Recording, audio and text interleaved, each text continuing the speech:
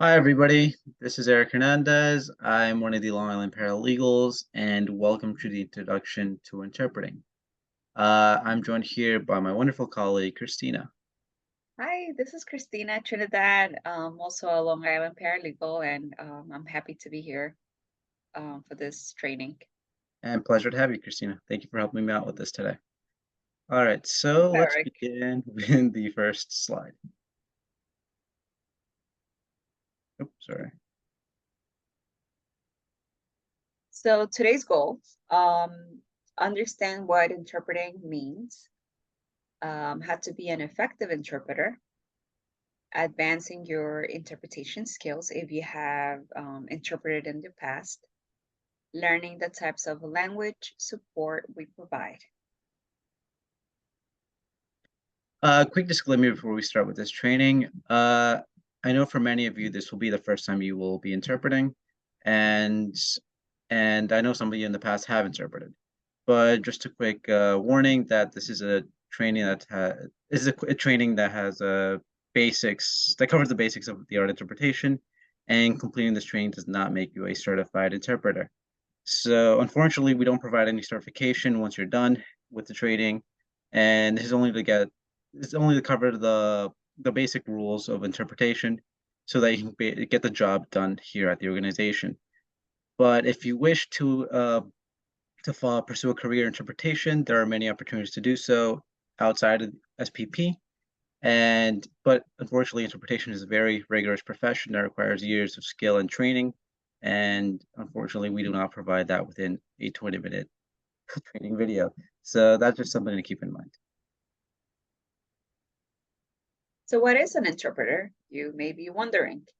So the actual definition is a person who translates for individuals or groups conversing in different languages. And an interpreter is not a translator.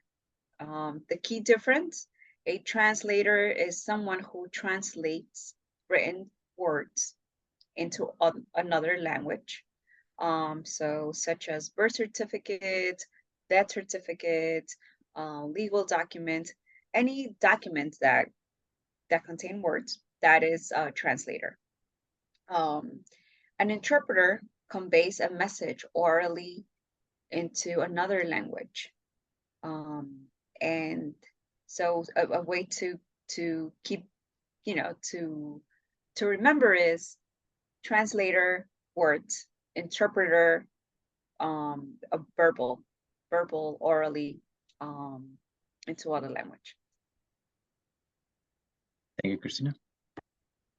All right. Next up, before we begin interpretation itself, it's to understand the ethics of interpretation. And what I mean by that are like the basic rules of how to do an interpretation and how to conduct yourself during one.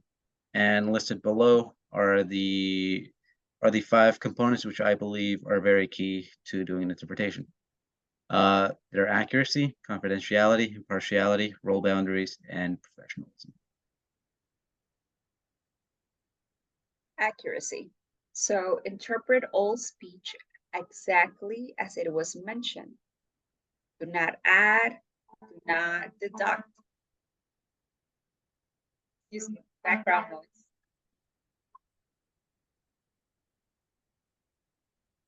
Sorry, I live in New York City. Speak in first person, which means if the client says, I was scared, so you would interpret that as Jill tenía miedo instead of she said she was scared. So always in first person. Ensure message is accurate and does not change from intended meaning. Um, so you just interpret as what the client is saying or what the attorney is saying. Do not change the meaning, even if to you it means something else. Um, context is key. Miscommunication may occur. If you do not understand what is being said, please clarify. So if an attorney uses a legal term that you're not familiar with, or you just are confused about it, please ask for clarification. And you can simply say, um, can you please explain that to me? Or I did not understand that word. Can you use another word to this to describe what you're trying to say?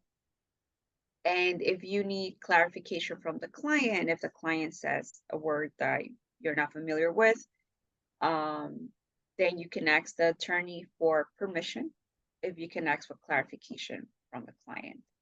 Um, this way, we keep the communication as clear as possible. We do not want to, assume things. So always ask for clarification when something is not clear, um, or you're just confused with the actual of how the word translates to English or Spanish.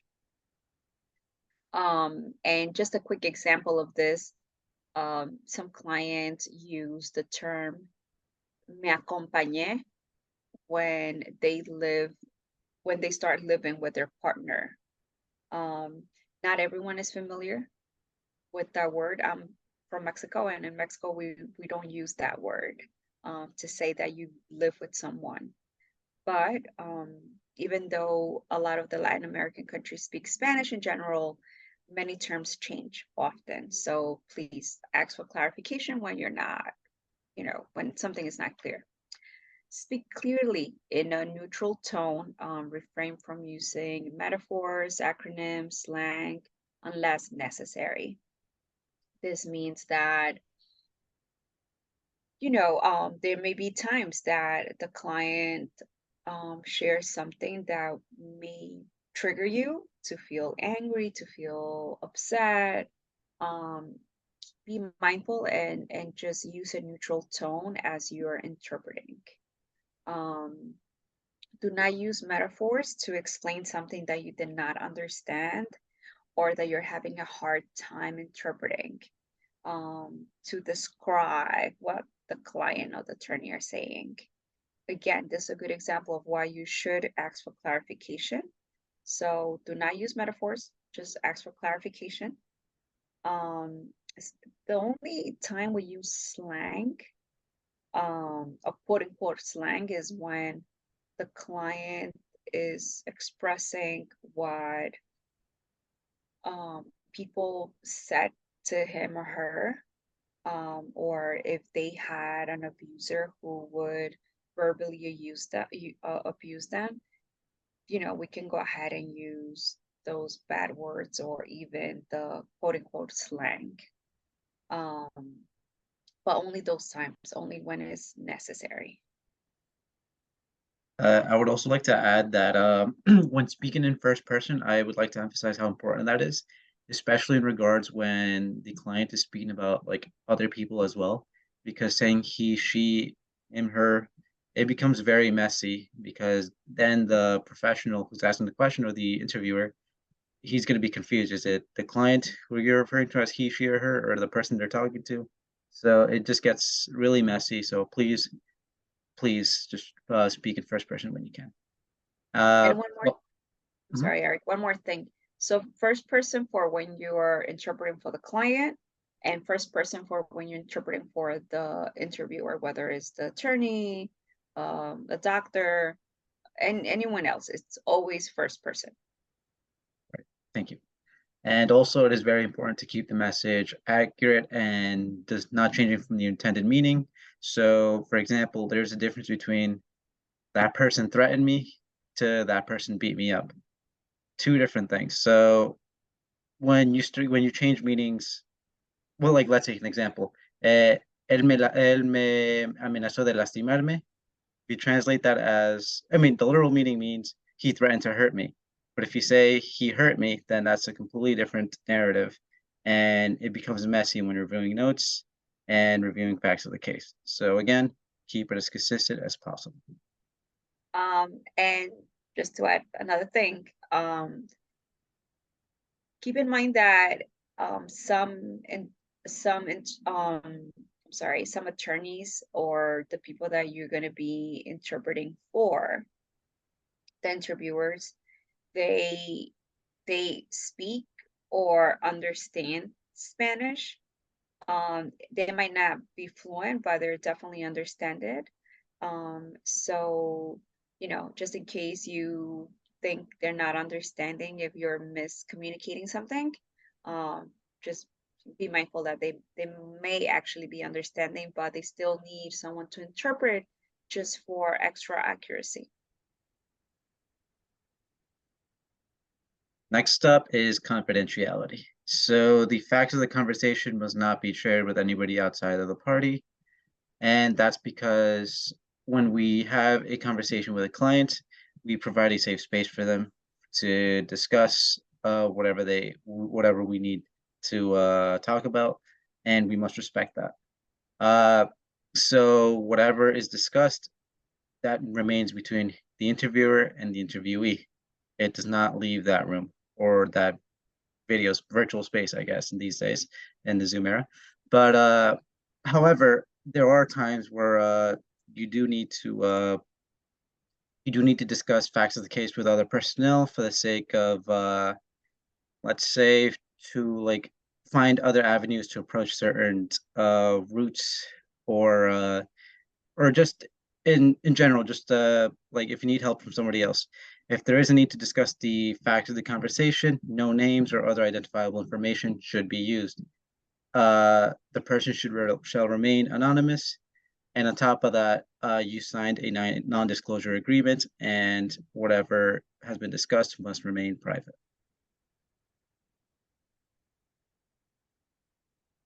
Impartiality. Do not take sides during the conversation. Do not let your own opinion or judgment affect the interpretation, um, which means that, again, the attorney or the client may be sharing information that you may not agree with. Um, and you're not there to agree or disagree. You're simply there to interpret. That is your sole job. um, Interpret everything accurately without judgment. That goes back to the same thing. And do not make assumptions. If, let's say, if the client says, most days I'm feeling very sad in the morning, you do not interpret that as I'm depressed. Okay. That it's two different things. And we're not there to evaluate or make assumptions. We're just there to interpret. And on top of that, I would like to add that it is important to be impartial because at times when you're interpreting the either the professional you're working with or the client that you're interpreting for may say something you may not particularly agree with. But it is important to be impartial, and whatever they say should not affect your performance as an interpreter. Your job is just to manage the flow of the conversation, and your emotions should not get in the way of your job. All right, next up are role boundaries. So it is very important to understand this because it is key to understand that as an interpreter, your job is only to interpret. You are not a consultant nor an advisor. You are not a legal representative either. Your job there is to manage the flow of the conversation, and that is it. You are not to tell the interviewer how to do their job. I know it may be tempting to, in mid-conversation, to tell the interviewer that you feel that they missed something or that something was left out. However, that is for the interviewer to manage. However, if you do feel strongly about this, you can always keep notes and discuss this with the interviewer afterwards. There's always the opportunity to have a follow-up conversation with the client if that is necessary. Professionalism. Behave in an appropriate manner. Be punctual. Dress appropriately, especially for legal screenings. They use Zoom to do those legal screenings, and you want to dress appropriately for that. For when you're going to interpret over a phone call, that might not apply, but definitely for screenings or video calls. Ensure the environment is safe and quiet. This means that many of our clients disclose sensitive information during those calls, and we want to be mindful of that. So we want to make sure that we are in a room where it's not noisy or there's a lot of distractions happening, just because we want to be mindful that the client is opening up and sharing so much information. So if you have to interpret it and you're not in a quiet place, or that there's gonna be a lot of noise in the background, please share this with the attorney or the interviewer, so that they may find someone else to interpret for the call. Be patient, especially if someone is having a hard time articulating themselves. This goes back to when clients open up to share sensitive information. A lot of those a lot of those questions trigger different emotions on clients, and they often have a hard time articulating or processing, or comprehending what we're asking. So be mindful of that.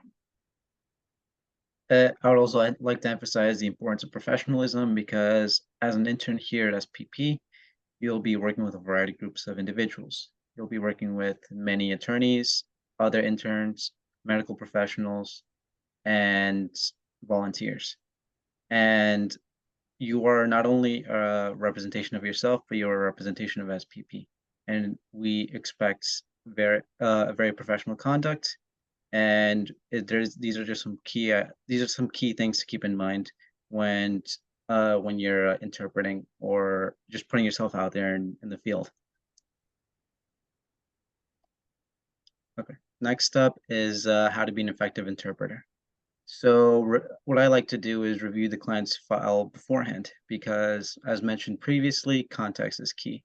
And if you review the client's file, you have a better understanding of what their story is about and a better sense you get when they're having a conversation with the interviewer, and the more you're able to manage the flow of the conversation. So that's one thing I like to do. Another thing is to study paperwork. At times you will be called upon to review some paperwork, whether it be testimony prep, reviewing USCIS documents, or guardianship petitions. So it is important to review that beforehand. And it's good because that way you're able to look at certain words that may trip you up if had you not checked earlier. And that way when you're actually interpreting, uh, you're able to articulate yourself better and minimize pauses. And on top of that, make annotations. Again, if there's any words that may trip you up, make a note of that and be prepared. Also, an advantage of being virtual now is how you're able to have tools on the side when you're interpreting. For example, Google Translate. Uh, it is inevitable at times that you will run into that one word that you're going to have trouble articulating. And a quick Google Translate will minimize the pause or awkwardness at times of the interpretation. And also, it's handy to have a Spanish dictionary. And just, I mean, maybe not as practical during an interpretation, but maybe afterwards to sharpen your Spanish skills. And as mentioned earlier, having notes on the side as well. Another effective tool or skill is to manage the pace of the conversation. So when you're working with an interviewer and the client, it is important to, like, beforehand tell them to only speak in sentences so that you're better able to translate it, and so that you're better able to translate it, and you're not translating entire paragraphs, because the more you have to translate, the less accurate you're going to be and the more likely you are to leave out details. And another thing I advise you to do is drink water, because you will be doing most of the talking during the meeting and your throat will dry out. So it is important to keep hydrated and be able to continue speaking.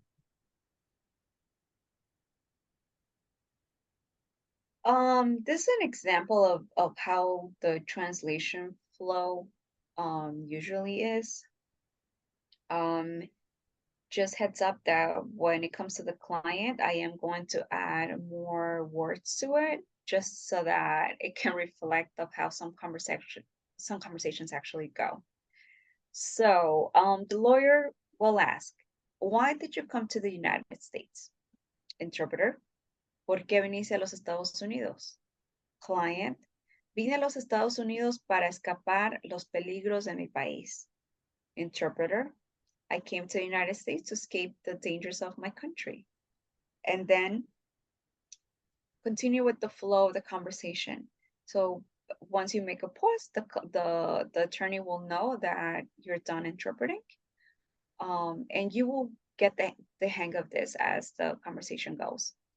Now, I'm going to pretend that I am the client and that I was just asked why I came to the United States. And I'm going to say, vine a los Estados Unidos para escapar los peligros de mi país y porque no me llevaba bien con mi mamá y mi papá me abandonó y también no tenía este dinero en mi país, tenía que trabajar.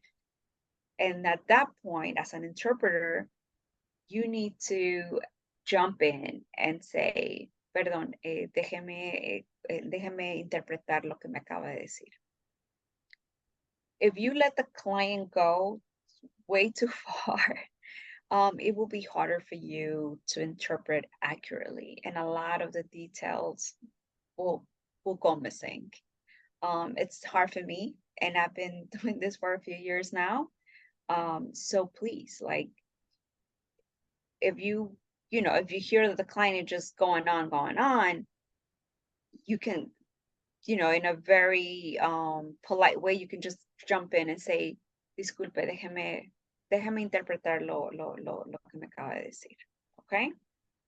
And if the client already went too far and you couldn't stop it, because it also happens, you can just be honest and tell the attorney or the interviewer, I am sorry, I couldn't capture everything. Can we please ask the client to repeat herself or himself? Do not be shy, and it's okay to do that. I would also like to mention that this also applies to professionals as well. Sometimes they will ask 50 different questions at the same time, and it is it is not only overwhelming for the client, but it is also overwhelming for you. So just again, if they go on a whole tangent, it's completely fine to tell them, hey, can you give me a moment? Can we just space these questions out so that the client and I have an opportunity to gather ourselves.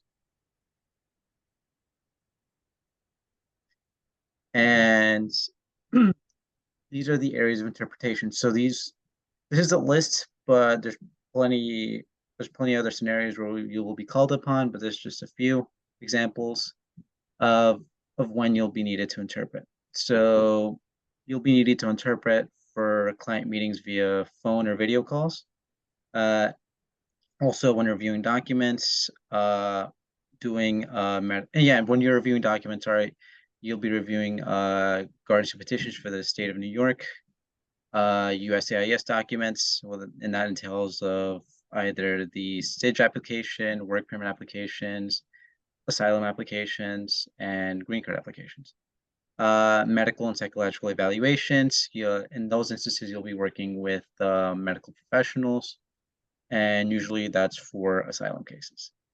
Testimony preparation, you will be called upon for that as well. In my experience, you only do those for individual hearings with EYR or family court, and other instances in an asylum interview as well. And that's actually next on the list. Asylum interviews are another instance where you'll be called upon, although I don't think interns are called upon for this very often. But if in the event that you are called upon, then you will be interpreting directly with an asylum officer. And yeah, fun. And lastly, legal intake screenings. So you'll be needed to help interpret screening with a potential client and volunteer attorneys. And yeah, that is it. So a quick reflection. Interpreting deals with verbal communication. As interpreters, we become the client's voice. Always keep that in mind. We're definitely the client's voice as we're interpreting. We help tell their story and help shape the facts of their case. We assist many professionals during the life of the case. for the purpose of building a strong petition for our clients. So it is a very strong and important role that we do as we interpret. That's why we try to put emphasis on how to effectively deliver an interpretation, because it is the key to building a case and to helping our clients. Yeah, I would also like to add to that that interpretation is very important because we do it throughout the life of the client's case, and every detail matters that is discussed in the many conversations that will occur. And and believe it or not, one little detail can change an entire case. So it is very important that we capture as much as we can and yeah, do as much as we can for the client's case for so that we can ensure that they have a better future. And that is the end of the presentation. Thank you so much for joining us today. Sorry if it took too long, but if you have any other questions that weren't covered or any comments, feel free to email me and Christina. Our emails are listed down below. And below that as well is a link to the intern's webpage where you can find many other trainings in case you need to review some other stuff. And in the background is a picture of our lovely staff that met up recently. So hey, if you're ever in the office, you'll may run into a few of them. But Yeah. yeah. And Christina, thank you so much for joining me today. It was a pleasure to have you. No, thank you. Thank you for listening to us, and we hope that this presentation is helpful. Please reach out to us for any questions, or any of the other paralegals who have also have a lot of experience interpreting, and enjoy your internship. Thank you guys. Take care and have a wonderful afternoon.